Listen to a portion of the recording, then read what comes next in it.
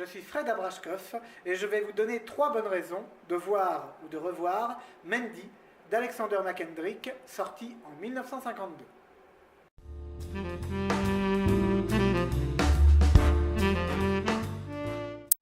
Première bonne raison, c'est une occasion de redécouvrir l'œuvre d'un réalisateur britannique méconnu qui est Alexander McKendrick, qui s'est fait connaître entre autres par ses comédies, notamment L'homme au complet marron et Lady Killers, dont les frères Cohen ont fait un remake il y a quelques années, mais qui s'est également illustré dans différents genres. Il a notamment pour Hollywood fait un très grand film social noir qui s'appelle Le Grand Chantage avec Burt Lancaster et Tony Curtis.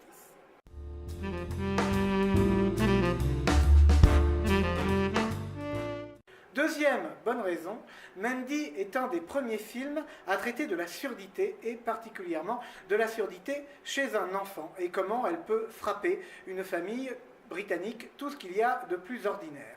On observe ainsi la réaction de cette famille avec un parent qui voudrait bien garder l'enfant à la maison pour l'éduquer à sa façon, et puis l'autre parent qui choisit l'institution spécialisée.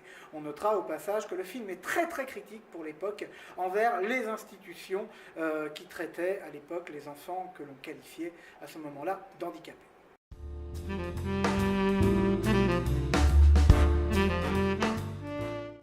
Troisième bonne raison, je serai là quand on vous présentera ce film pour vous donner d'autres informations tout aussi pertinentes sur le film et sur son époque.